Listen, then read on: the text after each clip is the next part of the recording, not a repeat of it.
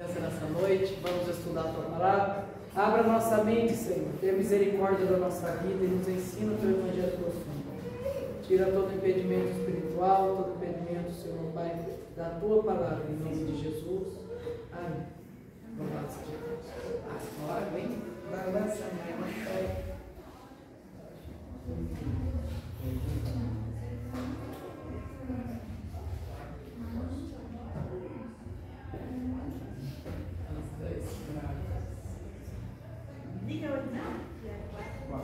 Nossa, hoje é 4, hein? 4 já. Pensando para nós que hoje dia 3 já está chegando assim. Segunda-feira já, né? Não é possível. Por essa parte. Está recebendo para pagar as coisas Dia 20 é um misto de emoções para mim. É o dia que eu recebo, mas também é o dia de pagar as coisas. Então o dinheiro foi igual ping-pong. Não recebe, só vem, né? Vai tchum-tchum. Tudo bem? Prazer conhecer o senhor, viu? Geraldo. Senhor. Ai, tudo bom? Tudo bem? Tudo bem. Êxodo 7, 14 minutos.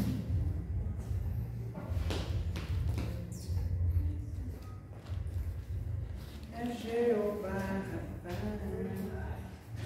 Vou pôr aqui as 10 frases. 1, 2, 3, 4, 6, 7, 8, 9, 10.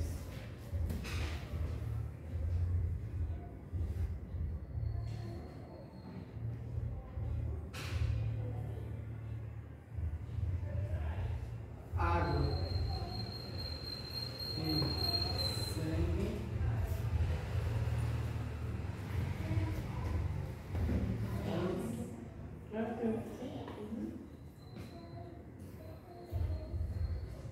piolho, mosca,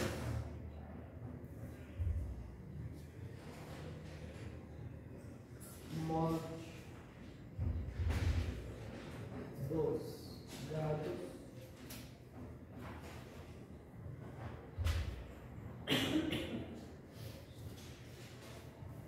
úlcera,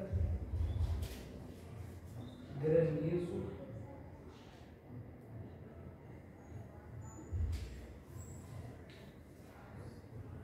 locusta, meus amados, ou gafanhoto.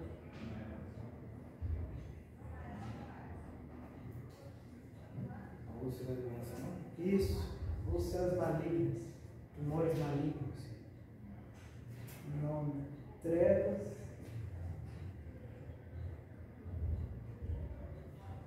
E a 10ª praga, a morte dos primogênitos.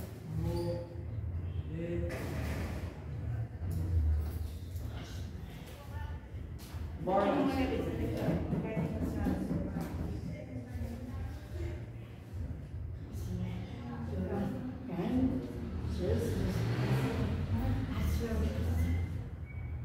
Granizo, certo? Isso.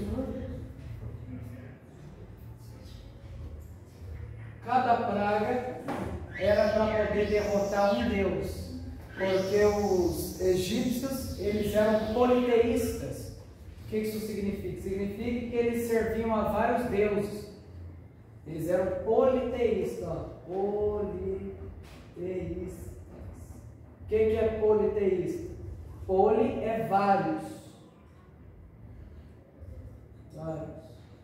Vários deuses. Então, eles eram politeístas. E o povo hebreu se dizia não politeísta, mas servindo um Deus só. E a classificação para isso é monoteísta. Um só Deus. Um. Nós somos politeístas ou nós somos monoteístas? Monoteísta. Monoteísta. Então a gente serve somente um Deus.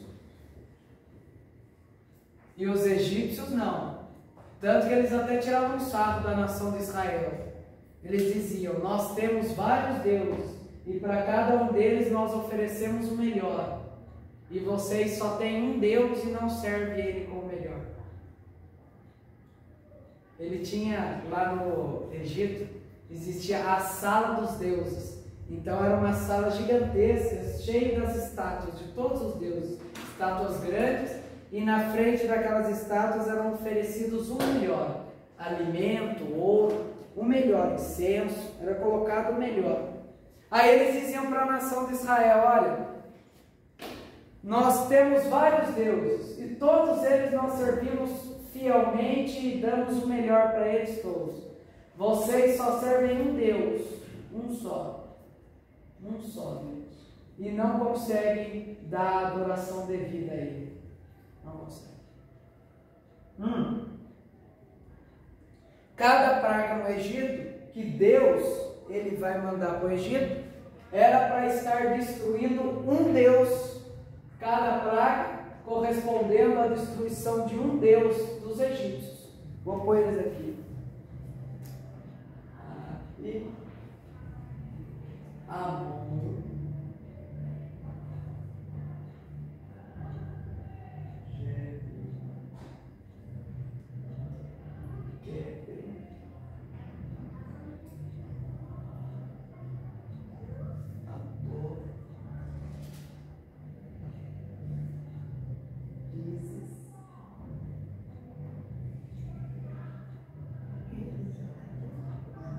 Esse aqui é o nome dos deuses dos egípcios, viu? Como que esses deuses eles foram pensando nesses deuses? Oi? Como que eles foram inventar esses deuses aí? Foi introduzido na mente deles. Então, Por quê?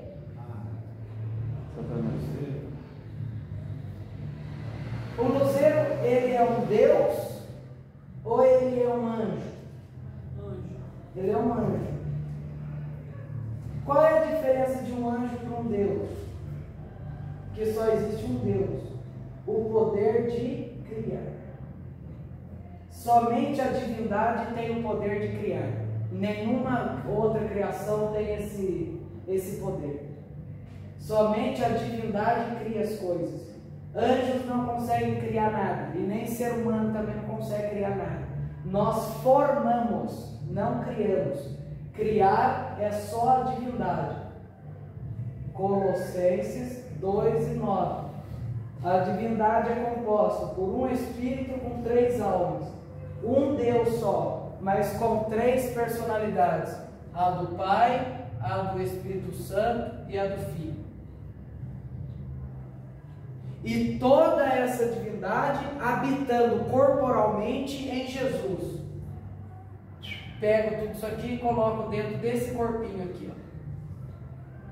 Essa aula vocês já tiveram. O que está escrito no centro ali? Aqui, granito, pitá, P-T-A. Obrigada.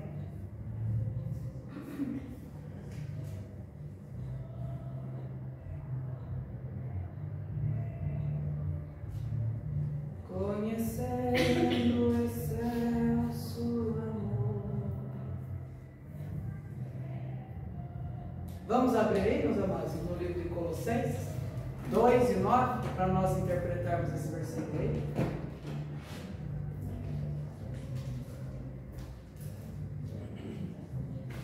É só no começo que vai ter tudo isso para copiar só. Né? Eu já pus aqui, já. É mais fácil. Isso. Colossenses 2:9. Paulo vai dizer assim ali: porque nele, Paulo está se referindo ao corpo de Jesus. Então ele está falando, porque nele Jesus habita, mora o quê? Corporalmente, toda a plenitude da divindade. Paulo diz, porque nele habita corporalmente toda a plenitude da divindade. Nele quem? Jesus o corpo. Paulo está dizendo, em Jesus o corpo habita toda a divindade. Mas Paulo, o que é a divindade? A divindade é o Pai, é o Cristo e é o Espírito Santo. Os três habitavam em um corpo, corporalmente em Jesus Cristo. Então nós não temos três deuses, olha lá. Nós temos um só Deus, é um Espírito só. Um Espírito só, porém com três manifestações, e as manifestações independentes: a do Filho, a do Pai e a do Espírito Santo. E olha só que mistério maravilhoso: todas essas três almas vivendo e habitando em um corpo só, o corpo de Jesus Cristo.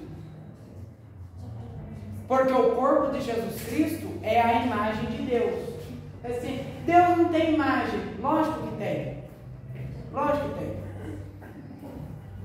Qual que é a imagem de Deus, meus amados? Vocês estão afiados, hein? Vocês já estão quase pegando um mestrado. Deus tem imagem? Qual é a imagem dele? Jesus o corpo. Jesus o corpo é a imagem de Deus. Onde está escrito isso? Pastor, qual é o nome do senhor? Jéssica. Jéssica?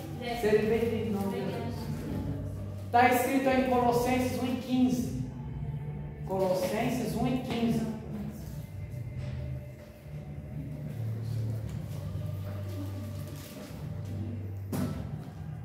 Colossenses 1,15. Isso são versículos básicos, meus amados, que precisam ser fáceis de interpretação.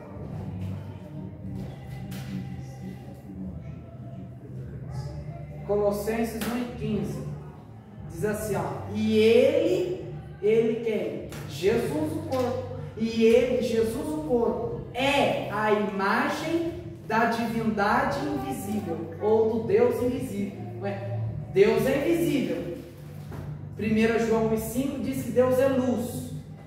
Deus é luz. Luz não tem físico. Luz não tem imagem. Luz não tem imagem. E João 4,24 diz que Deus é espírito. Jesus disse para a mulher samaritana: Deus é espírito, viu? Se Deus é luz e espírito, nem espírito nem luz tem imagem física. É invisível. Agora, como que a divindade invisível vai criar as coisas no físico, se eles não tinham físico? Eles se reúnem e criam um físico. A primeira coisa criada por Deus, que foi Jesus o corpo. Está aqui. Eles criam esse corpo, e a partir desse corpo todo o resto. Os céus, a terra, os anjos, o ar, as nuvens, tudo foi criado a partir do corpo. Está escrito no versículo 16 aí, ó. Porque nele e por ele foram criadas todas as coisas, que há nos céus, na terra, visíveis e invisíveis, sejam tronos, sejam dominações, sejam principados, potestades. Tudo foi criado nele e para ele. Nele quem? Nele corpo. Foi criado no corpo e pela divindade. Quando Gênesis 1,26 diz: façamos o homem a nossa imagem e semelhança, imagem do que? Se Deus é invisível, imagem desse corpo. Então o homem, aqui ó, faça o grande corpo. Jesus é o grande corpo. Nós somos uma pequena fração desse grande corpo. Somos uma pequena imagem da grande imagem. Somos uma pequena projeção dessa grande imagem, que é Jesus o corpo. Jesus é a grande imagem, nós somos só a pequena imagem. Tanto que a palavra cristão significa pequeno Cristo. Pequena projeção dessa grande imagem, que é Jesus o corpo. Aí. Ele é a imagem de Deus invisível e o primogênito da criação. O que significa a palavra primogênito, meu nome? Primeiro. Você vê, pode falar? A palavra de Deus ela tem um mistério muito profundo, como você fala, João, né? No princípio era o verbo era Deus, o verbo estava com Deus, E no final dos tempos, o Verbo se manifestou em carne e habitou entre nós. Né? Então, tudo gira em torno da pessoa bendita do Senhor Jesus Cristo. Exatamente. Né? Quando o pastor citou João 1:1, no princípio era o Verbo. Esse princípio de João 1:1, ele é mais antigo do que o princípio de Gênesis 1:1. O princípio de João, ele é antes de Gênesis, porque no princípio está falando de Deus o Pai. Está falando isso aqui, ó. Posso apagar aqui, meus amados? Apagar, hein? Está gravado aqui mesmo? Pois. Faltou mais Deus aí, não? O que é? É, faltou Mais Deus, mais. mais três. Faltou. Deixa eu pôr os meus aqui. Vou aqui, senão. Na prova, não. Sim, daí, rapaz. Cadê o resto dos deuses aí? Estou olhando Já depois. foi um. É o oitavo. Chu. Não é Exu, não, viu? É Chu. Horus. E Osíris. Osíris. Pronto. 10 deuses. Exu. Exu não é, não. Exu é lá da África.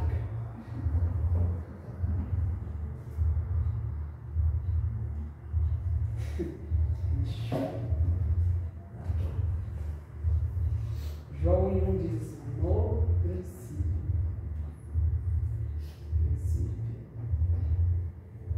Esse princípio aqui é o Pai. Dentro de Deus o Pai tinha a alma de Jesus Cristo. A alma do Pai e a alma do Cristo. Cristo, ele estava dentro de Deus, como uma pérola preciosa dentro de Deus. Ninguém sabia que Cristo estava aqui. E não estava só Cristo aqui, mas também estava o corpo escondidinho aqui, dentro de Deus. Ninguém sabia desse corpo e ninguém sabia do Cristo. Ninguém. Onde está escrito isso? Colossenses 1:26. O mistério oculto, o mistério que esteve oculto durante gerações, hoje foi manifesto aos seus santos. O mistério é o corpo e a alma do Cristo.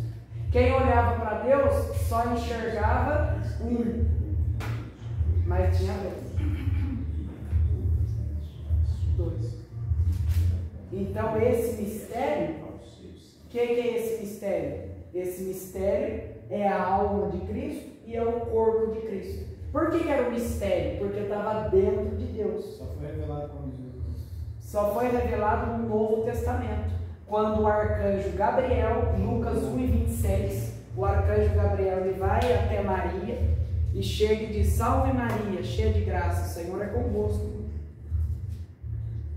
E bendita tu és entre todas as mulheres, porque você foi escolhida. Você vai dar luz a um filho. Ela fala assim: mas como que eu vou dar a luz se eu não conheço homem algum?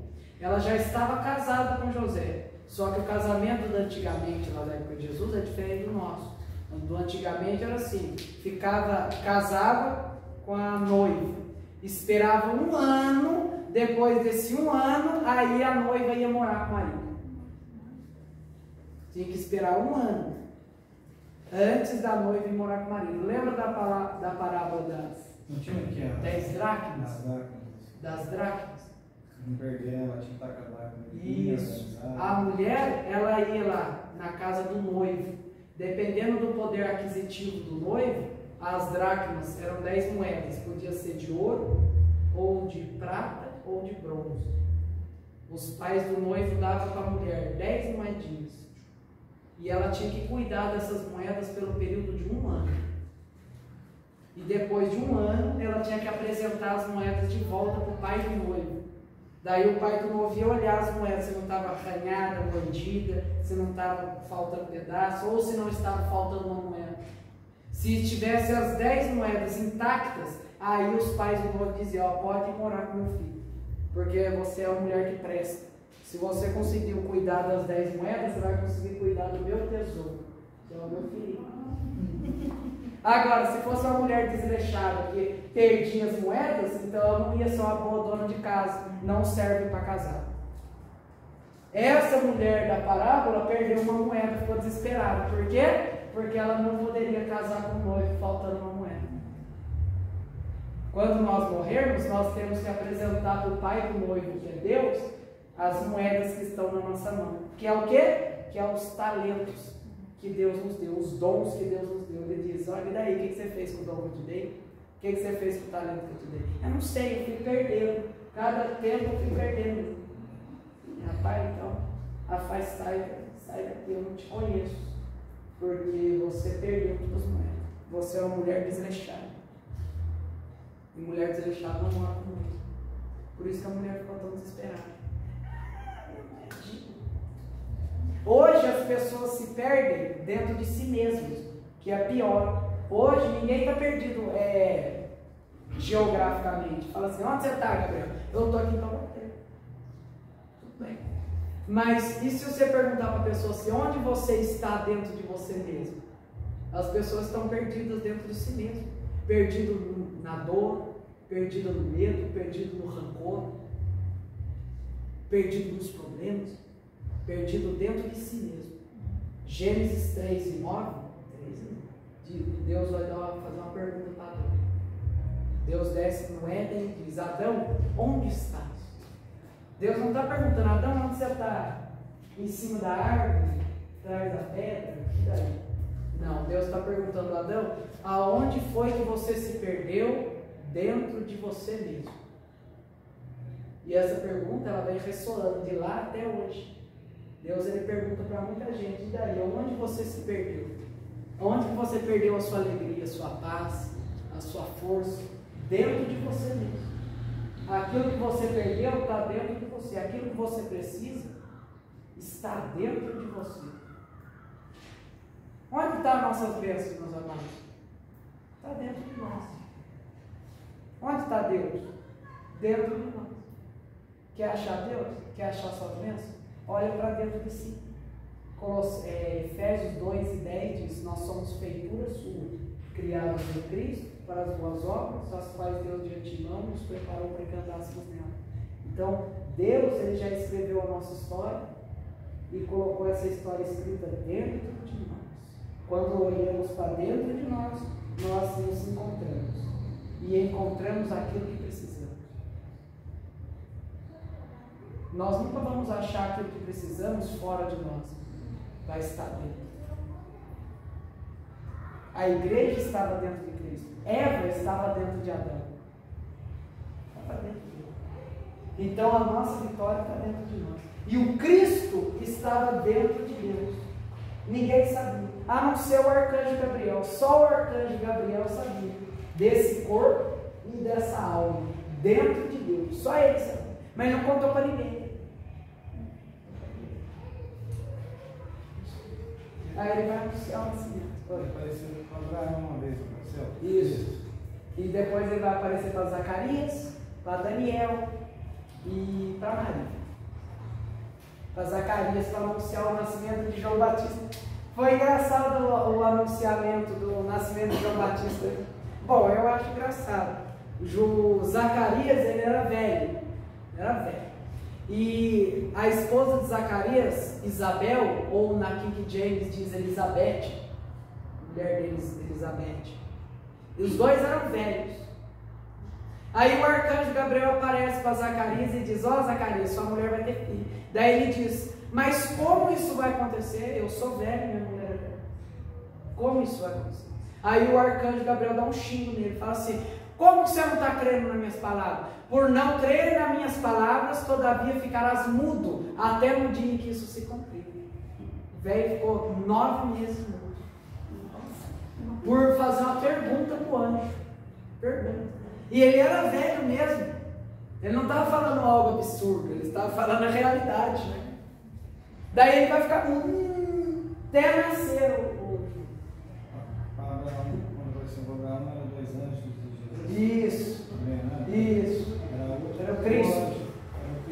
O anjo, quando a Bíblia diz o anjo, é o próprio Cristo. É uma personificação do Cristo. O anjo. Agora, um anjo pode ser qualquer um. Mas o anjo é o próprio Cristo. na forma de anjo. O anjo do Senhor é o Cristo. É o Cristo. Né? Quando O anjo. o anjo do Senhor fala com Agar. É Cristo. É o próprio Cristo. Levanta o menino. Está chorando. Eu farei dele grande nação. Ismael tinha a mesma promessa de Abraão. Por quê? Porque Ismael era primogênito. O anjo do Senhor falou com Abraão. É o próprio Cristo. É o próprio Cristo. Agora, olha que doideira. O anjo do Senhor vai falar com José. Era o próprio Cristo falando com o pai dele. A gente examinando a Bíblia, a gente vê a manifestação do anjo do Senhor desde o livro de Gênesis e Apocalipse, né? Sim. É o mesmo anjo. É o mesmo, porque é uma persona do Cristo. É uma manifestação do Cristo. Ah lá, no princípio tal, era Deus lá com Deus. Então, o mistério oculto era o Cristo. O mistério oculto dentro de Deus era Jesus o corpo. Muito bem. Olha as 10 pragas aí. Deus, ele chama Moisés, de acordo com a aula passada nossa.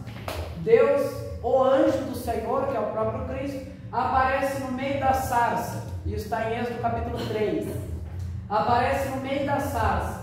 Ele conversa com Moisés e ele diz: ó Moisés, você vai voltar lá para o Egito.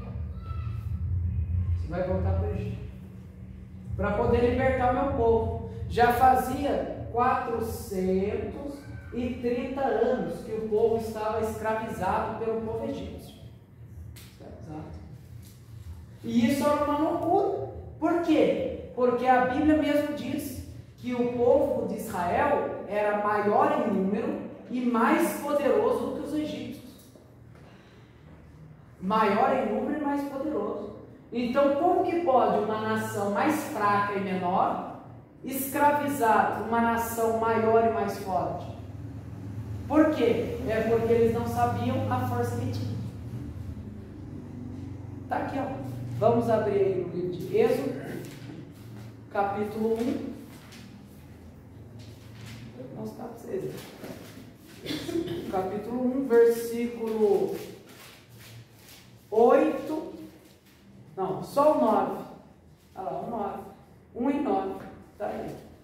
O próprio Faraó vai dizer: eis que os filhos de Israel é maior do que nós, são maiores do que nós em número e mais poderosos do que nós.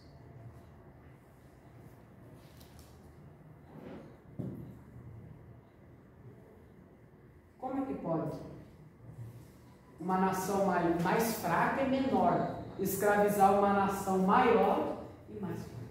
Isso é porque José, quando levou o pai dele, a família dele para lá. Né? Isso. E já estava errado.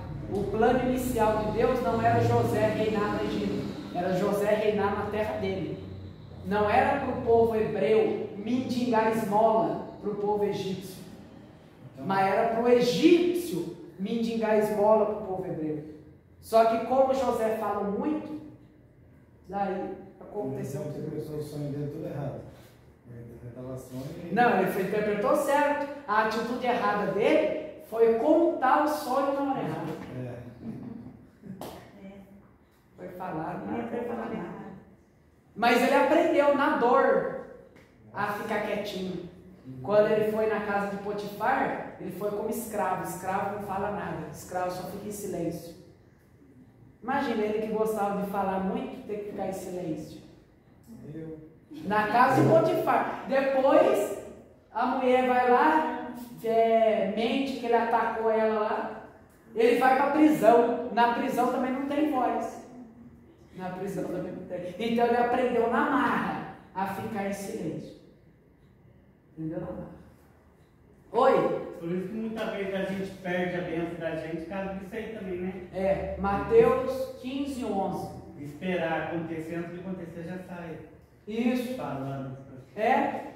Mateus 15, 11 está escrito assim: ora, o que contamina o homem não é o que entra pela boca, mas é o que sai. Isso traz contaminação ao homem. Então as nossas palavras contaminam a nossa alma e contaminam as pessoas que estão ouvindo. Se são palavras torpes, palavras tolas, Palavras ruins. Palavras ruins. Deixa o hospedeiro doente e o ouvinte doente. Fica todo mundo doente. Paulo fala, né? Que não sai da nossa boca nenhuma palavra torta, mas somente que foi edificativo e útil, né? É. O que traz contaminação ao homem não está aqui na língua. A nossa língua, ela traz edificação, como também traz ruína, maldição. É interessante, quando eu vou expulsar demônio, às vezes um demônio vira para mim e diz assim: eu vou matar você. Só assim. Mas como você acha que o capeta vai tentar matar você? Você acha que você vai sair daqui e vai vir um demônio, um dragão personificado? Vou pegar você. Vai entrar lá no seu quarto, vai estar um monstro lá dentro do seu quarto. Vou pegar você. Sabe onde que o demônio mata as pessoas? Ele aperta aqui. Aí, né? Ele aperta aqui. E ele aperta cada vez mais. Aqui está a sua cabecinha, seu cérebro. Ele vai apertando assim.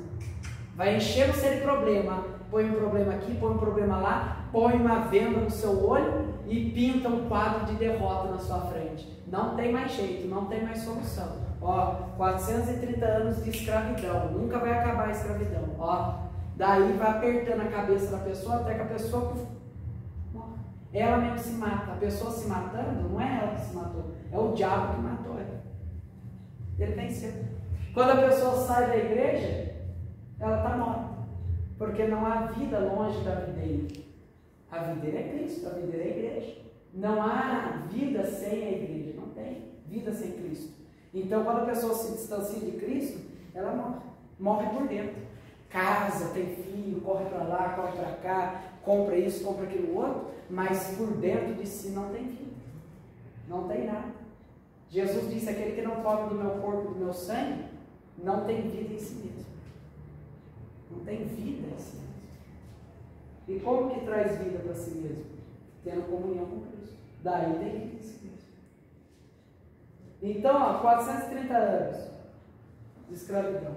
Aí Deus vai libertar o povo. Só que Deus, o nosso Deus, ele é bem pior do que o diabo. É bem pior. Porque quem que criou o diabo? Deus, não foi? Deus criou o diabo. Então, tudo que o diabo sabe, tudo que ele sabe, ele aprendeu com alguém, com o seu Criador. Então, Deus, antes de libertar o povo de Israel do Egito, ele primeiro torturou os egípcios para depois libertar o povo. De propósito. Porque na primeira praga, a água e sangue, o faraó já queria mandar o povo embora. Falou assim: eu vou mandar esse povo embora. Mas a Bíblia diz, e nós vamos ler depois, que Deus endureceu o coração de faraó. Deus mexeu no coração de faraó, endureceu o coração dele. Por que Deus endureceu? Para ele dar outra chibatada. Daí de novo, opa, vou mandar esse povo embora. Deus gruda no coração dele. Não vai, você vai tomar outra. Vai mais uma, tal, mais uma, tal. Depois que torturou bastante, 10 pratos, morreu o filho do faraó, aí Deus fala: agora pode ir. Ah, mas ainda tem egípcio. Então, peraí, o povo de Israel, hebreu, eles chegam na borda do Mar Vermelho, na borda do mar, param. Aí eles veem o carro de faraó, porque Deus apertou o coração do faraó para vir atrás deles também. O faraó não queria vir atrás deles, o faraó queria ficar quieto lá no Egito, lá, porque não tinha só o povo hebreu escravizado, tinha outros povos, tinha outros, mais de 2 milhões de pessoas saíram disso aqui, 2 milhões. Daí eles veem a fumaça e os carros de faraó vindo, eles se desesperam, vai falar com Moisés. Moisés vai orar a Deus. Deus fala: Moisés, pode ficar tranquilo, que eu que mandei os egípcios vir atrás de vocês. Eu mandei eles vir aqui. Pode ficar tranquilo. Diga ao povo que marche. Quando Moisés estendeu a vara, o mar se abriu. Eles passam a pé seco. Por que a nação passou a pé seco, meus amados? Quem que lembra? Para se lembrar que Deus libertou ele de ficar amassando lama. Porque lá no Egito eles amassavam lama.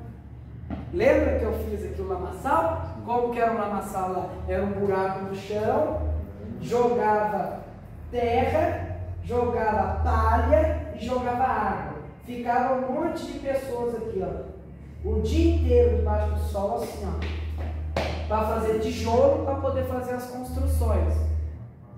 Meu amigo passou mal, caiu, pisa em cima dele, ele ia se soterrando no meio daquilo ali. Eram escravos, então não tinha. Ô, guarda, ó, passando mal aqui, ó, vem tirar ele daqui, leva ele lá no UPA. Não. Tá passando mal, azar é seu, morre. Tanto que na arqueologia moderna, os arqueólogos encontram dentes, ossos, cabelo, no meio das ruínas antigas. De quem que eram esses dentes e esses ossos? Dessa turma aqui. Então imagina, o seu irmão morre do seu lado, desmaia, né, de cansaço, você tem que continuar pisando. Você tem que continuar, ó. O que isso significa? Você está com o irmãozinho do lado aqui, dos três servindo a Deus. Eu amo Jesus, está tudo bem. Um desvia, o outro desvia. Você tem que continuar, ó, caminhando. Você tem que continuar, ó, no seu trabalho. Tem que continuar. O que era os três? Que era terra, palha e água. Que é o pau a pique. Quem que já viu o caso do pau a pique? Viu, né? O caso do pau a pique é barro, palha e água. E um bambu para dar estrutura. Aí, que coisa horrorosa. Por isso que eles passam a pé seco. Não é a pé molhado. Para eles não lembrarem mais do sofrimento deles aqui. Deus não fica lembrando ninguém do sofrimento. Uma vez, um amigo meu chegou para mim assim e disse: Gabriel, eu não consigo esquecer da morte da minha mãe. Tem época na minha vida que isso traz na minha mente. E eu entro em crise. O rapaz falou. Tanto que no Natal ele passou lá no cemitério, lá em cima do túmulo da mãe.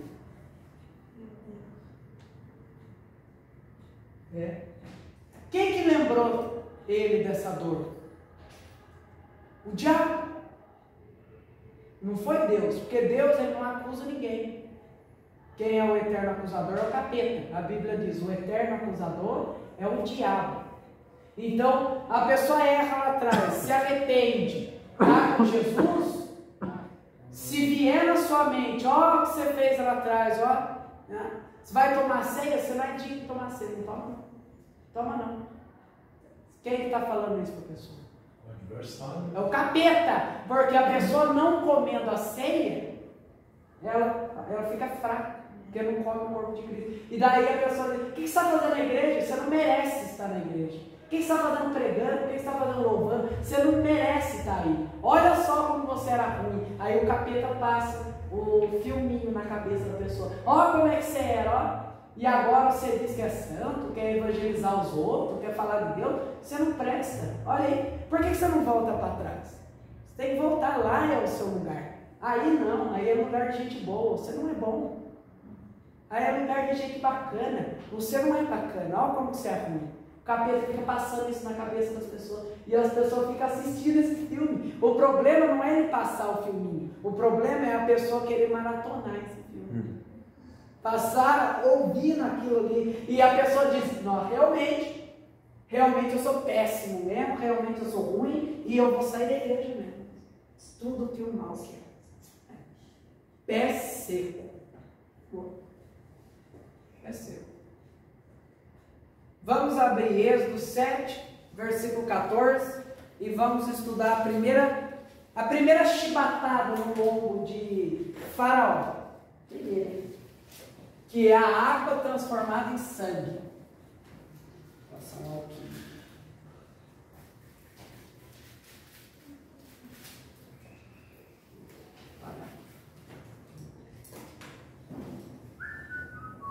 Olha, esse alquinho é bom, hein?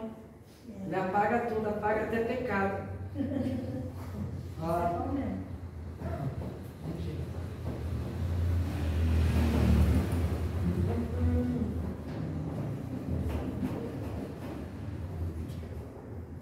Êxodo capítulo 7, versículo 14. A primeira praga: águas se transformam em sangue. Bom, por que foi a primeira praga? Foi justamente a água se tornando em sangue, porque era o início da libertação do povo. Faz assim, junta Êxodo 7,14 com João capítulo 2. Pode juntar esses dois versículos aí. Por quê?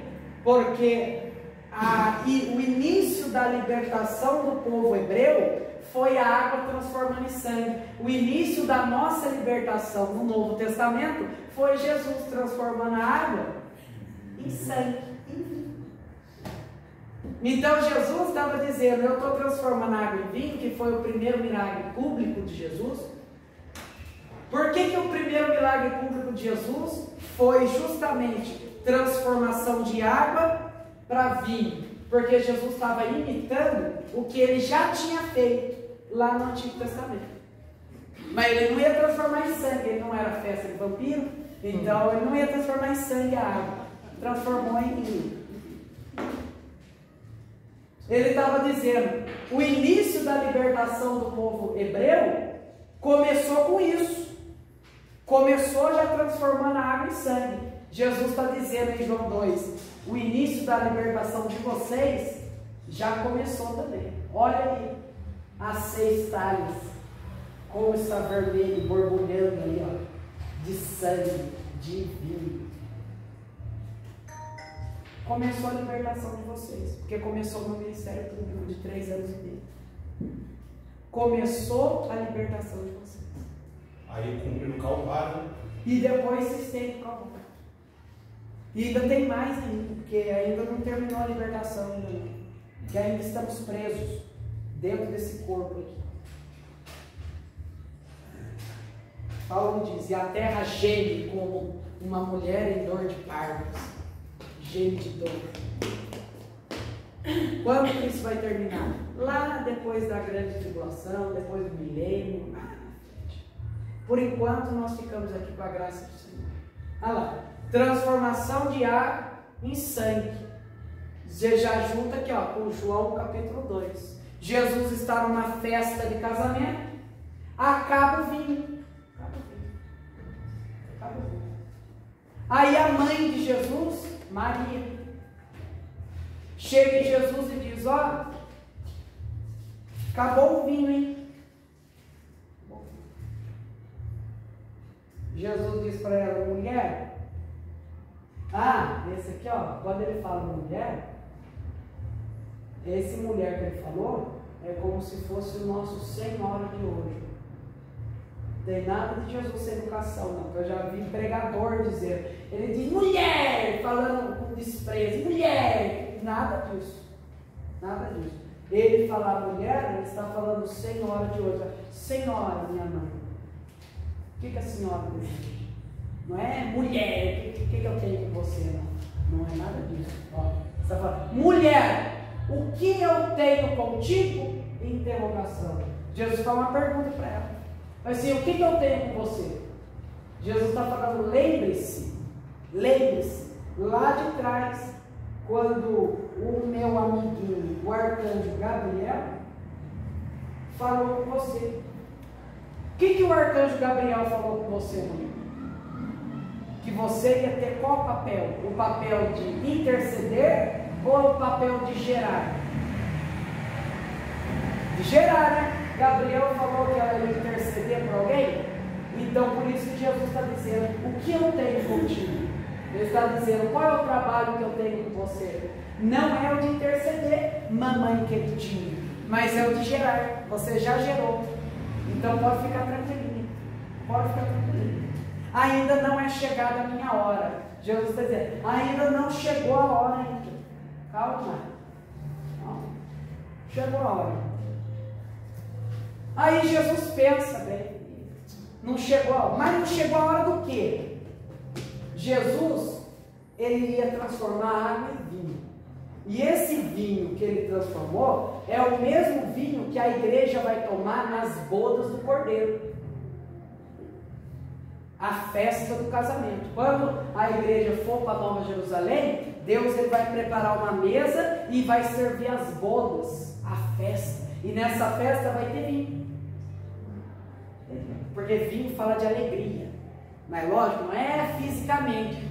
Não, alguém já está pensando, nossa, eu vou encher a cara, cair, vou gritar, correr. Não, nada disso. É vinho espiritual, que é alegria. Vinho fala de alegria. Então Jesus, bom, eu sei fazer vinho. Jesus pensou consigo, eu sei fazer vinho.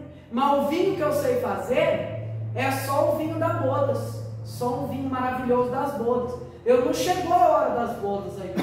Por isso que Jesus diz, não é chegada a minha hora. Ele diz, não chegou a hora das bodas ainda. Não chegou. Mas a minha mamãe me pediu. E todo aquele que chega até mim, eu não dispenso de mãos vazias. Ela veio até mim. Eu não posso mandar ela embora de mãos vazias. Aí Jesus fala para os empregados, ó, tem 6 talhas. 6 talhas. De pedra ainda. O que são 6? O 6 é o número do homem. Porque o homem foi criado ao 6º dia. As talhas eram grandes bacias que cabiam cerca de 22 litros de água. Grandes bacias assim. E o que é a pedra? A pedra é o coração do povo. Ó, vou até falar o coraçãozinho, tá?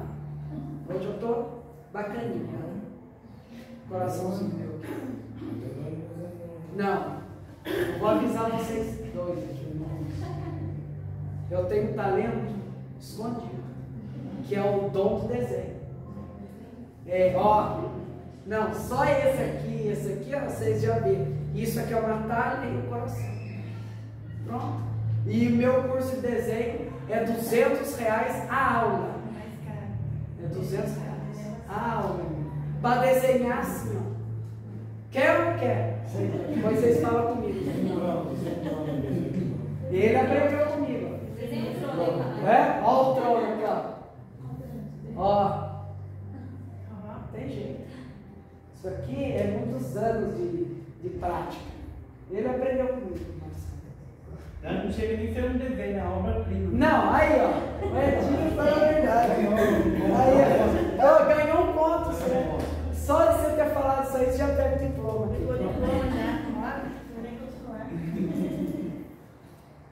Olha lá. O que é a pedra? A pedra é o coração duro daquele povo. As talhas de pedra falam do coração duro da nação de Israel. Porque a nação de Israel tinha um coração duro como pedra. Tanto que, lá no momento da tentação no deserto, o diabo chega em Jesus e diz, está vendo as pedras no chão? Jesus diz, estou vendo. Transforma as pedras em pães. O que é as pedras? A pedra é o coração da nação. Ele está dizendo, transforma o coração do seu povo em pão, em algo mais mole do que um pedaço de pedra. Jesus disse, não. Se eu quiser eu faço. Porque a gente não está aprendendo aqui que Deus tem o poder para mexer nos corações. Ele tem o poder para endurecer, mas também tem o poder de amolecer. A hora que Ele quer. Jesus podia fazer isso. O diabo estava falando para Jesus, você lembra lá do Egito? Você não é o filho de Deus? Deus endureceu o coração de Faraó. Amoleça o coração do seu povo. Você não é o filho de Deus? Jesus disse, não só de pão vive o homem, mas toda a palavra que sai da boca de Deus. Jesus está dizendo o quê? Ele está falando, eu vim para Israel, mas não só de Israel que eu vou ficar, não. Porque Israel não me quis, não só de pão vive o homem, mas a igreja me recebeu, os gentios me receberam, mas de toda a palavra que sai da boca de Deus. Jesus está dizendo, Israel não me aceitou, mas a igreja me aceitou, os gentios me aceitaram. Por isso que Jesus disse, eu não vou transformar o coração deles em pão, não, porque eu já tenho corações moles, que é o coração da igreja, que é o coração da igreja. Olha o detalhe. Não. Olha lá. O que eram as talhas? Para que servia? Tinha 1, 2, 3, 4, 5, 6. Cada talha servia para lavar uma parte do corpo. Então chegava aqui no casamento. Aqui. A pessoa vinha no deserto, suja no deserto. Ela não ia entrar no casamento sujo, cheio de areia, cheio de sujeira. Então, antes de entrar aqui, lavava-se cada parte do corpo em uma talha. E uma lavava as mãos, a outra lavava o rosto. E até chegar aqui. Até chegar aqui já está limpo. O que são essas 6 talhas? É a nossa vida. Tem pessoas que demoram 80 anos para passar pelas 6 talhas. Se converte lá como besouro, morre com 80. Demora 80 anos para ficar limpo. Na hora que nós chegarmos na última talha, a gente morre. Porque daí a gente entra na festa do casamento. E onde é a festa do casamento? É lá. Aqui não tem festa. Aqui só tem tristeza, dor e angústia. Mas lá não. Lá é um vinho novo. Lá é alegria. Aqui, 18 anos. Tem gente que demora mais, tem gente que demora menos. Mas tem que passar por isso aqui. Jesus diz: completai as talhas. Jesus diz para lavar as talhas? Não. Então estava água suja aqui, não estava? Porque eles não tinham lavado a mão aqui? Não estava tendo casamento? Então já tinham lavado. Jesus diz: só completa. Não precisa matar esses seres humanos e fazer outros. Eles mesmos assim, eu vou fazer transformação deles. Não precisa matar o Marcelo e fazer nascer outro Marcelo. Não, assim mesmo, completa a água dele, que eu vou transformar. É isso que Jesus está dizendo. Eu não preciso lavar eles de novo, igual lá no dilúvio. No dilúvio, todo mundo foi lavado, morreu todo mundo. Só Noé, as noras, os filhos que não. E a mulher. Mas o resto morreu tudo. Jesus está dizendo: eu não preciso fazer dilúvio de novo. Só completa as talhas, só.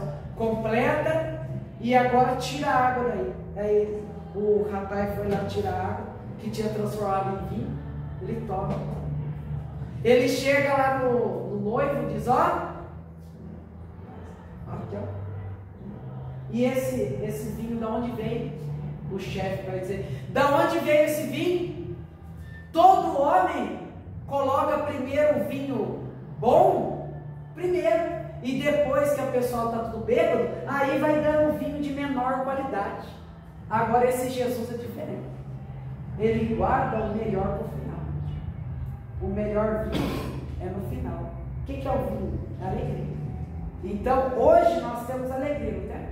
Mas não é nada comparado à alegria que nós teremos lá. Vai sair uma alegria fraquinha. Glória a Deus. Vai sair. Aleluia, com frio. Então o vinho novo é lá. Jesus disse em João 10:10, o diabo primeiro disse: o ladrão veio senão roubar, matar e destruir, mas eu vim para dar vida e vida abundante. Daí a turma pensa que a vida abundante é aqui. Não é. Sinto informar para vocês que aqui você não vai ter vida abundante. Vida abundante é aqui, ó, na Nova Jerusalém. Aqui você vai ter vida, no máximo vida, mas vida abundante é só na Nova Jerusalém. Lá é vida abundante, aqui não, que é vida limitada. Até 80, tem gente que morre com 90. Foi profetizado por mim, bom tempo atrás, que eu ia morrer com 93 anos. Eu já sou legalzinho, com 22, imagina com 93. Pesar quanto, né? É? Não, eu não sou magrinho, eu sou atlético.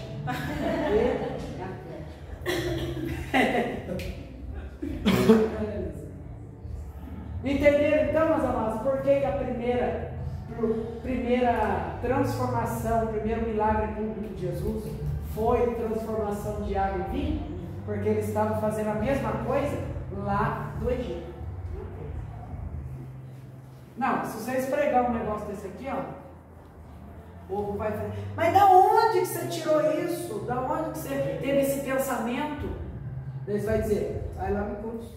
Senhor, quando assim, lava os meus pecados, escondidos, pecadinhos, essas coisas, não está errado, não é assim? Não, tem que orar mesmo, tem que falar: Senhor, lava meus pecados. E se houver raposinha, tira também. Quando está falando lava, nós estamos falando lavar assim, ou são de coisa? Com o sangue de Cristo. Porque os nossos pecados, eles são lavados pelo sangue de Cristo. Então eu pequei. Falei um palavrão feio. Passei para o palavrão. Não é assim que funciona, não. Do jeito que o povo fala assim, ó. O meu nome está escrito lá no livro da vida, ó. O meu. O seu, o meu tá. Eu tropecei e falei um palavrão. Palavrão. O anjo na hora. Deus, abre o livro da vida. Risca o nome do Gabriel. Porque ele falou um palavrão na terra. Risca o nome dele daí. Pronto. Daí passa 5 segundos. Eu falo, ai Senhor, me perdoa. Daí o anjo, opa, Deus, não. Tira aí, escreve de novo. Gabriel. Aí passa 1 minuto. Pega de novo. Risca de novo. Escreve de novo. Risca de novo, escreve de novo. Não é assim, pelo amor de Deus. Não é assim. Uma vez que o seu nome está escrito aqui, a não ser que você não trabalhe com a moeda que lhe foi dada, Deus ele vai tirar o seu nome daqui, vai riscar o seu nome daqui, se você não trabalhar com a moeda que foi dada para você. Onde a gente aprende isso? Na parábola dos talentos. O rapaz que não trabalhou com a moeda, não multiplicou a moeda por nada, a moeda é a salvação, aí ele perde a salvação, perde a moeda. E o Senhor diz, tirar a moeda dele e dê para alguém tem. Isso que acontece com muitos, eles não aceitam mais, tem muitos. Até o último suspiro, o nome dele ainda fica. Até o último suspiro. Uma pessoa que aceitou Jesus, ó. Até o último suspiro. Se ela não se arrepender no último suspiro, aí corta.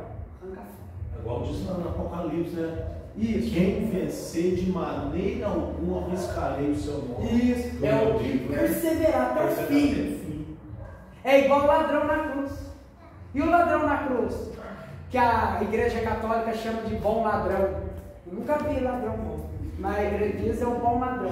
Que ele diz, nós estamos aqui porque os nossos atos nos levaram a isso, mas esse nenhum mal fez. Lembra-te de mim quando entrar no teu reino. Aí, lembra-te de mim quando entrar no reino. Jesus diz, ainda hoje estarás comigo no seio de Abraão. Mas é ainda hoje mesmo? Foi naquele dia mesmo, porque Jesus morreu às 3 horas e o homem morre depois. Então aí entrou no paraíso naquele mesmo dia? Naquele mesmo dia. A alma de Cristo desce ao Hades, no seio de Abraão. E quem estava lá? Que entrou depois? O ladrão. Eu imagino Jesus falando, ladrão na cruz, hein? Eu não falei para você que você ia estar comigo? Pode entrar, que eu estou fazendo um culto aqui. Porque Jesus pregou dentro do seio de Abraão. Mas não é a aula de hoje, não. Essa é a cena dos próximos capítulos. Jesus pregou. Próximo capítulo. Então, meus amados, olha lá.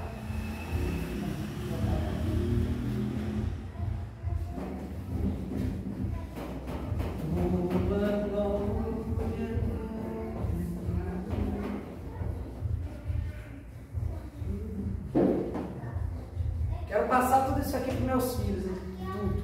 Eles vão ficar melhor que eu. Não que eu tenha filho, nem namorado eu tenho, mas quando eu tiver uns 40 anos, quando eu tiver filho, eu vou ensinar tudo isso aqui para eles.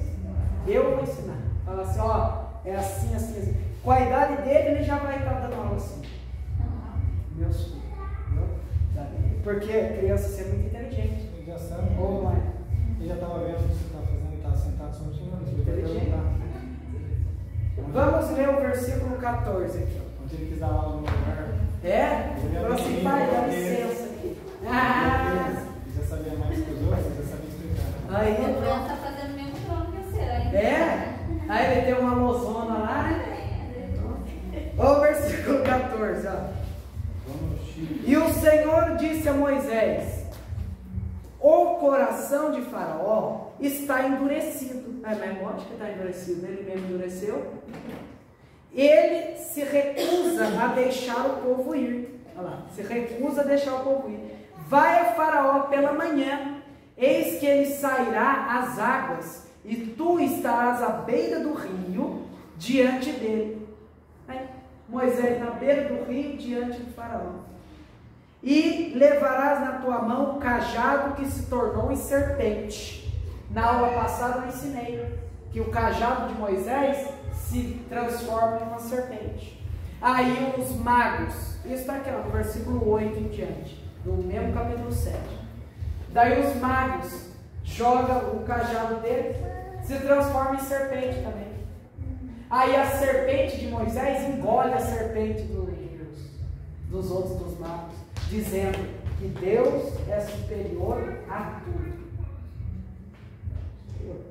Então, olha lá, Moisés está aqui, ó. Aqui está o rio. E o faraó está aqui, ó, tomando banho. No rio. Tomando banho. Ué, olhando para isso aqui, o que vem claramente na mente de vocês? João Batista. Toca aquele... Como é que é o do Gugu que tinha aquele... Tem! Responde! 3:11. João Batista, batizando no Jordão.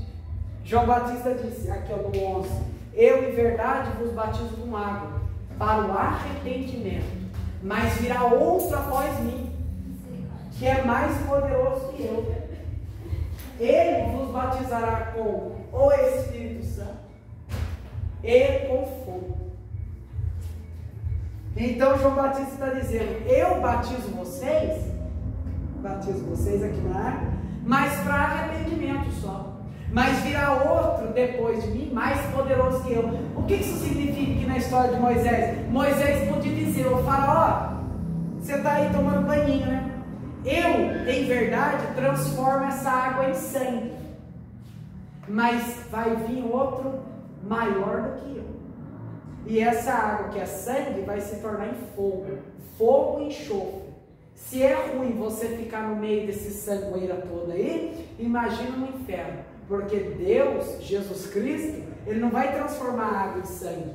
Ele vai transformar a água em fogo e enxofre.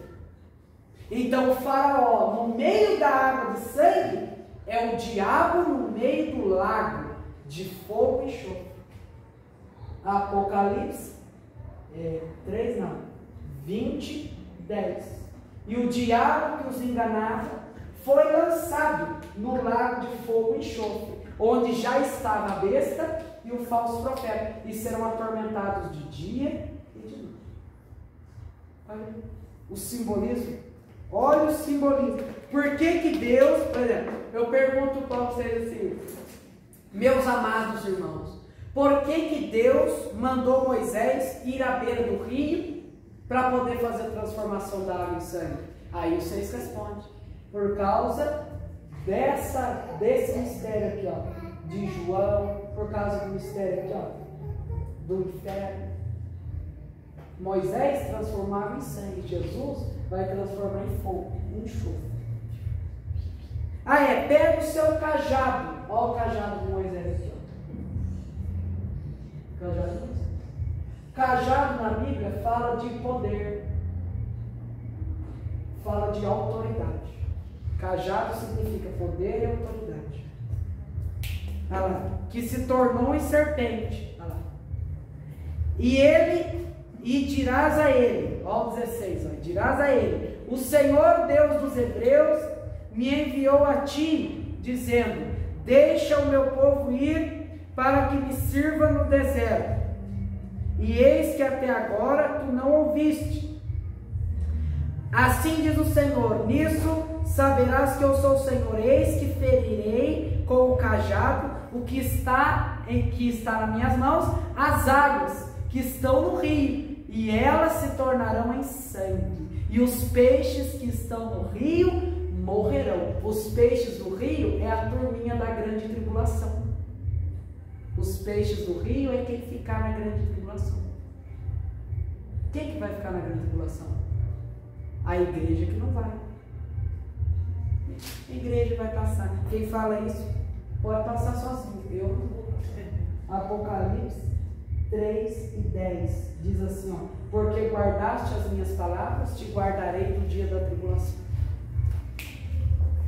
Então quem não guarda a palavra de Deus, aí vai passar pela tribulação. Agora eu não vou, porque eu guardei a palavra. refere o cajado com aquela ponta que... Isso. O Marcelo falando, ó, tinha duas partes do cajado. Tinha a parte aqui, que era arredondada, e aqui era uma espada. Aqui vai na cabeça da ovelha. Você vai mexer com a ovelha, você não pode matar a ovelha, machucar a ovelha. Eu vejo pregador, todo dia eu estou dando aula, então sempre eu estou no meio de pregadores, a turma que prega. E às vezes tem um abençoado que fala uma besteira dela. Fala, Gabriel, o povo hoje tem que pregar a palavra, tem que bater na igreja mesmo, porque o povo está muito ruim. Eu falo assim, rapaz, você não sabe o que você está falando. Pregar a palavra não é machucar as pessoas. Pregar a palavra não é denegrir as pessoas, deixar as pessoas tristes, bater nas pessoas. Você não pode bater em ninguém, rapaz. O que é isso? Se você bater na igreja, a lei Maria da Penha vem atrás seu, porque veio atrás de Moisés. Sabia que a lei Maria da Penha foi atrás de Moisés? Foi sim. Moisés bateu na rocha. A rocha era a igreja. Deus falou, fala com a rocha. Não é para bater na rocha. Ele bate na rocha. Deus fala, rapaz, você bateu na minha igreja. Bateu. Não vai entrar em Canaã. Não vai. Porque você bateu na igreja, você está ficando doido. Bater na igreja. Então, meus amados, a gente não pode bater no povo. Eu vou bater agora no povo. Não, você está ficando louco. Não faz isso. Moisés fez, Deus deu um xingo nele. Imagina eu e você. É falar a palavra. Falar a palavra traz edificação e mudança. A grande tribulação. Então, os peixes que morrerão, olha lá que está no versículo 18, ó, e os peixes que estão no rio, que é o pessoal da grande tribulação, morrerão, e o rio cheirará mal, e os egípcios detestarão beber a água do rio. Do quê? A espada da lança na ponta. Ah, explica. O pastor, ele tinha aqui, ó, com ele. E o pastor sempre andava com o cachorrinho do lado. Fazer o cachorrinho. Nossa, Não é um gato. Não, esse aqui, ele está atlético também. Ele está atlético. E o pastor, ó, o pastor e o cachorrinho. O pastor sempre andava com o cachorrinho, igual um cajado. Sabe o mistério? Olha o mistério aqui, ó. Mateus 15, 21. A mulher cananeia diz: eu não posso comer pão, mas os cachorrinhos também comem das migalhas que caem da mão dos seus senhores. A mulher cananeia estava dizendo: eu não quero me colocar como filho, eu quero ser a sua cachorrinha. Porque todo pastor tem um cachorrinho. Eu quero ser esse cachorrinho. Dê um abraço na mulher cananeia, porque foi por causa dela que nós ganhamos o direito da salvação. Ela abriu a dispensação da graça. Ela abriu. Jesus disse: grande é a tua fé, mulher. Seja feito como tu quer. Vai embora! Porque a tua filha já está curada. Tem um vídeo lá fica a noite inteira em casa lá na televisão. Aquele pastor Moreno, esqueci o nome dele, prega assim. Que dá aula? Não, ele é pastor. Eu vi um pastor Moreninho que dá aula, ele é muito bom de dar aula. É o Ociel Gomes. Ele é bom. É grandão assim. Ah, você vê? É grandão a lousa dele, ele fala. Ele é legalzinho. Então, a mulher cananeia. Qual foi o primeiro membro da igreja? A mulher cananeia. A mulher cananeia foi a primeira membro da igreja. A primeira pessoa que fez parte da igreja foi a mulher cananeia. Depois dela, todos nós. Porque Jesus fez milagre para ela. Falou: vai embora, porque a tua filha, que estava endemoniada, já está curada. Pode ir embora. Já está curada. Aí eu gritei e vocês gritaram lá da eternidade. E nós, Senhor, Deus falou para nós, Jesus falou para nós. Eu fiz milagre para ela agora. Fica tranquilo, que quando vocês nascerem lá em 2000 e tal, lá em Taubaté, eu vou fazer milagre para vocês também. Acho que o nome dele é Edeildo Costa. Um negão, tá, né? Eu não sei. Edeildo. Edeildo. Nome bonito, hein? Edeildo. Olha aí. Aí. Da mulher cananeia, ó. Mulher cananeia. E o cajado. Pastor do cajado. De um lado era redondinho, que era o pescoço da ovelha. Aqui a ovelha está correndo lá para cair no buraco. O pastor ia lá, o cajado puxava a ovelha para cá. Isso aqui machucava a ovelha. A ovelha chega no pastor e fala. Eu sempre ensino, líder tem que ser o melhor amigo dos membros. Pastor, os membros não podem ter medo do pastor. Os membros têm que amar o pastor. Amar o líder. Um jovem, por exemplo, está lá na igreja. Daí ele cai em pecado. Fuma lá. Daí ele fica arrependido. Qual é a primeira pessoa que ele tem que procurar para conversar? Quem?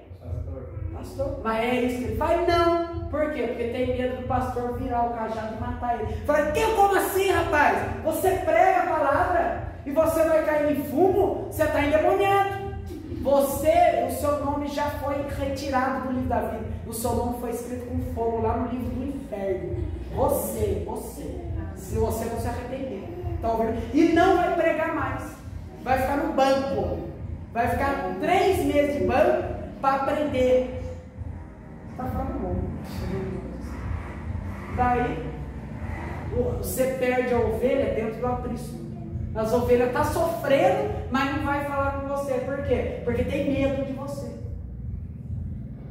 Não é assim que eu faço com a turma minha. Eu gosto que a turma fale comigo. Fez pecado? Vem falar comigo. Se quiser uma oração, pode vir falar comigo oração. Eu não vou expor o seu pecado. Eu não vou xingar você. Eu não xingo ninguém. Não acho muito nada. Eu só pergunto: você se arrependeu? Me arrependi, então acabou. Eu não quero nem ouvir mais. Mas foi assim. Não quero nem saber. Porque Deus não lembra mais. E eu também não quero nem saber. Eu quero saber de abraçar você. Você quer? Quero me arrepender. Está arrependido? Está bacana? Show de bola. Só que hoje, os líderes, em vez de estar abraçando as ovelhas, está dando pontapé nas ovelhas para a ovelha cair já de uma vez no buraco.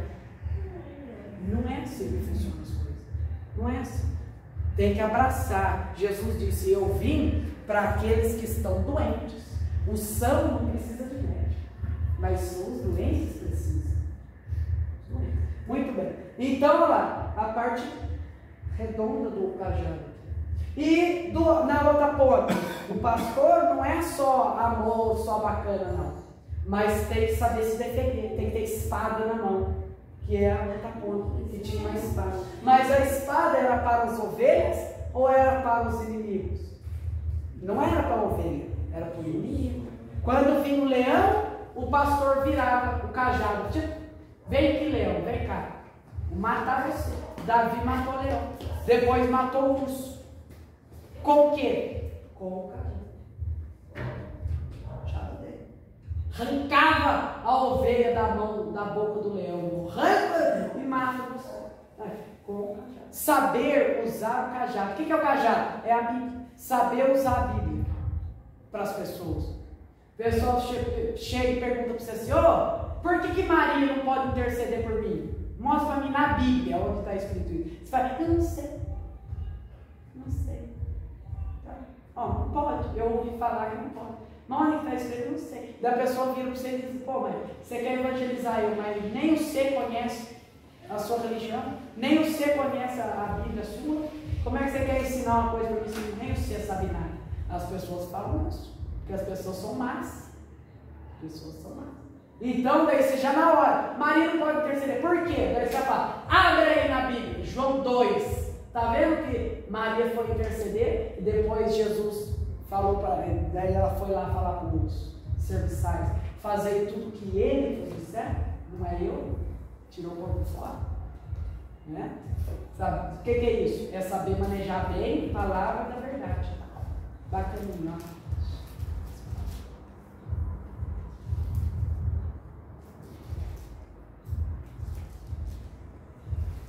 Versículo 19 agora.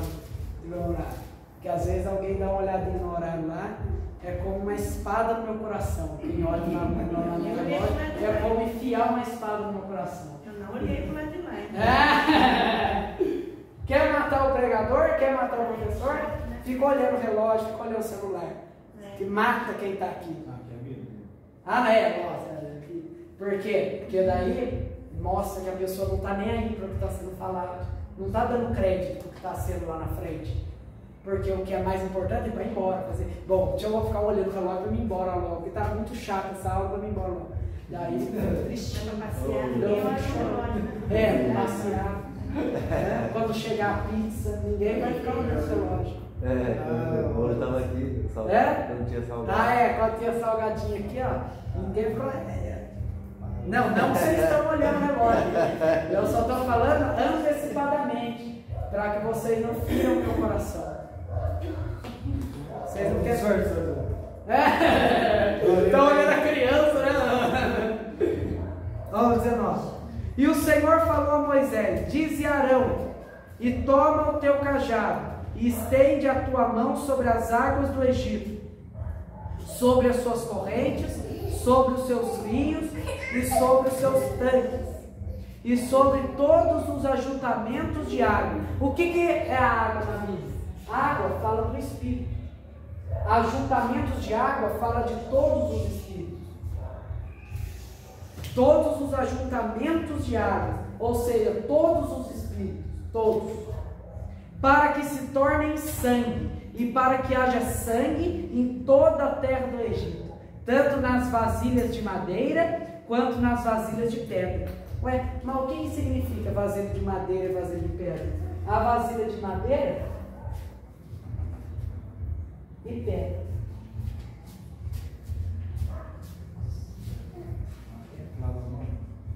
Oi? A vasilha de madeira é o gentios, é o coração dos gentios que não aceitaram Jesus. E o coração de pedra é o coração da nação de Israel. Que haja sangue nas vasilhas de madeira e nas vasilhas de pedra. Deus está dizendo que haja sangue, que haja lamento, tanto nos outros povos quanto em Israel. Que haja sangue sobre as vasilhas. Quando que vai acontecer o sangue nas vasilhas? Lá na grande tribulação. Sangue nas vasilhas. Vasilha tá. Oi? A vasilha é o corpo. Fala do corpo dos gentios e o corpo da nação de Israel. Ó, quanto simbolismo? Nossa, simbolismo. O 20, hein? E Moisés e Arão assim fizeram, conforme o Senhor ordenou. Ué, o que significa Moisés e Arão aqui? No mistério aqui, ó, que eu estou passando aqui com vocês. Que eu quero terminar a água e sangue para semana que vem nós entrarmos nas pragas das rãs. Praga das rãs. Eu criava rã, hein? Em casa, cantou. É? Você tinha? Eu tinha. Mas não era essa daqui do Egito. Já viu o modelo da rã? Não, a galinha não vi não. Mesmo? Não.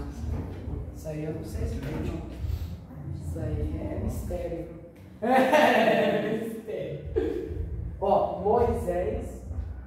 Ó, aí está escrito que Moisés e Arão fizeram isso. Mas o que isso significa? Moisés e Arão. Arão simboliza Deus, o Pai. E Moisés simboliza o Cristo, o Filho.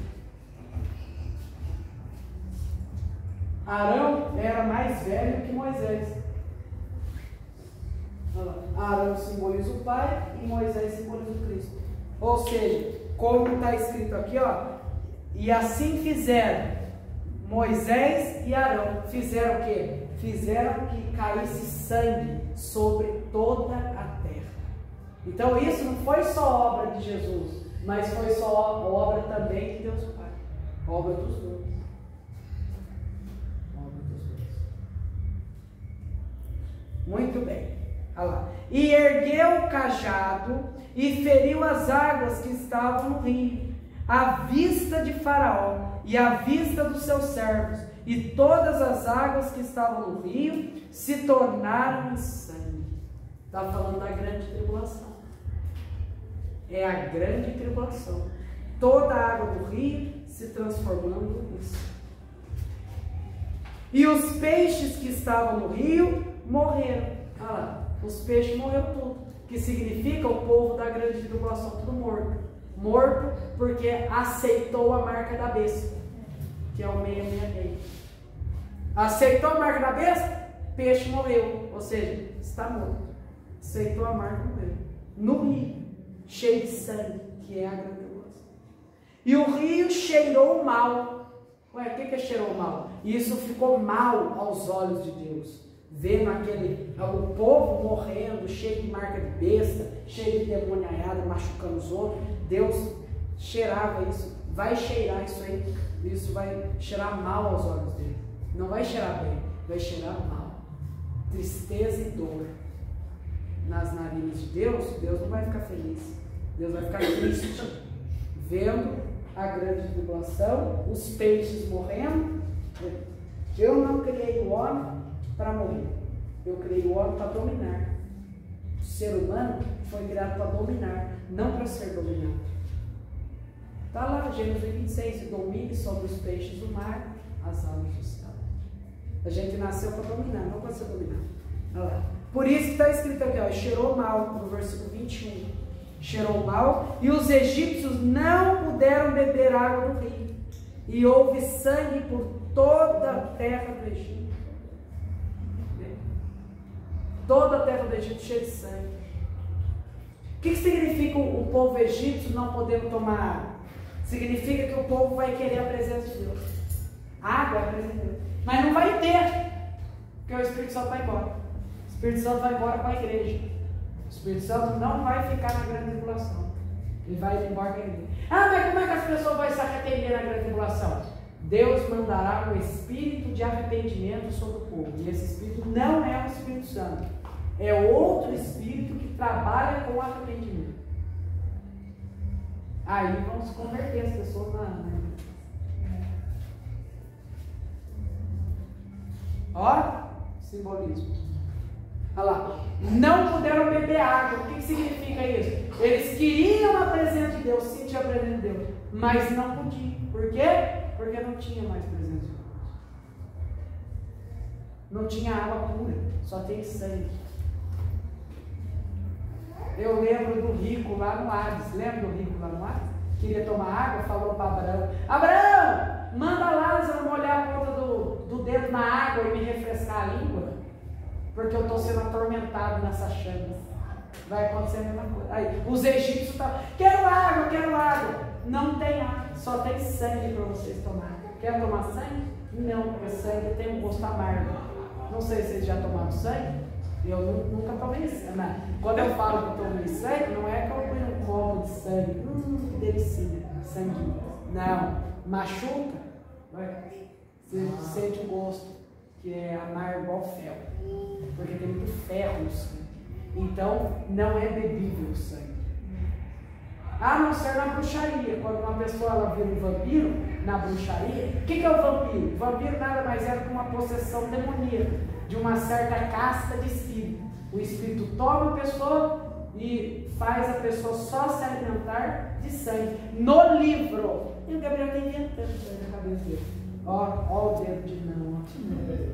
No livro, ele veio para libertar os cativos. Da Rebeca Brown. Ela vai dizer, porque ela foi satanista tudo, e ela vai ensinar sobre quem são os vampiros, lobisomem, quem são esses, que também são pessoas possessas de espírito. A pessoa fica na floresta, não pode cortar o cabelo, não pode raspar o pelo, fica peludo, fica igual um bicho lá no meio do mato. Horrível. O diabo deixa as pessoas. Nesse livro, ela fala tudo isso. No livro, ele veio para libertar o Rebeca. Muito bem, agora o 22 até o 25 para nós encerrarmos. Deixa eu ver o horário. Ih, 5 minutos. 22, ó. E os magos do Egito fizeram assim com os seus encantamentos, e o coração de Faraó foi endurecido. Ele também não os ouviu, como o Senhor havia dito. E Faraó se voltou e entrou para sua casa, e nem pôs nisso o seu coração. E todos os egípcios cavaram em torno do rio para beberem água, pois não podiam beber a água do rio. E se cumpriram 7 dias depois que o Senhor havia ferido o rio. Aí ficou 7 dias o povo assim. Por que 7 dias? Porque a grande tribulação é 7 anos. A grande tribulação, 7 anos, que é a semana 70ª de Daniel, a 70 semana.